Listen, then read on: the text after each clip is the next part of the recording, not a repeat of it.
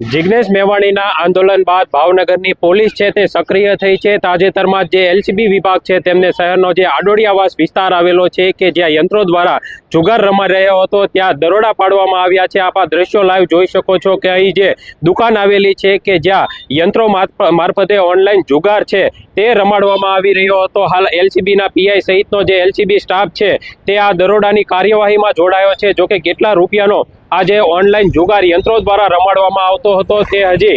બહાર આવ્યું નથી, એટલા માટે કારણ કે પોલીસની કાર્યવાહી ચાલી રહી છે। પોલીસ તપાસ બાદ સમગ્ર ઘટના અંગે જાણકારી મળશે, પરંતુ જે પ્રમાણે ભાવનગરની અંદર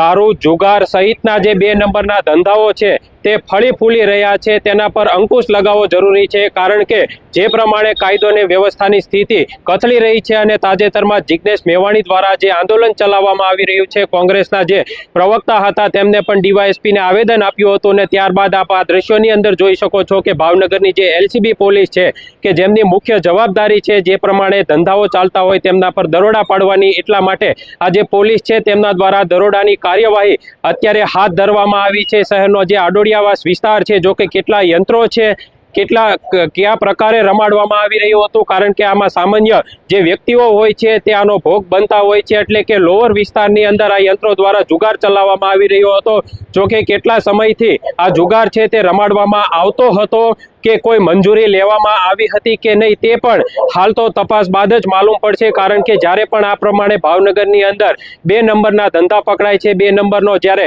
આ જે કારોબાર છે તે પકડાય છે ત્યારે તેના મૂળ છે તે ક્યાંક ને ક્યાંક ઊંડે સુધી જતા હોય છે। હાલ તો એલસીબી પોલીસની તપાસ છે તે ચાલી રહી છે અને તપાસના અંતે કેટલા લોકો પકડાય છે, કેટલા રૂપિયાનો આ ઓનલાઈન જુગાર પકડાય છે તે તપાસ અંતે બહાર આવશે। પરંતુ જે પ્રમાણે જિગ્નેશ મેવાણીનું આંદોલન ચાલી રહ્યું છે તેના ભાગરૂપે ભાવનગરની એલસીબી પોલીસ છે તે પણ મેદાને આવી છે અને આ જે 2 નંબરના ધંધા છે તે બંધ કરાવવા માટે કામે લાગી છે।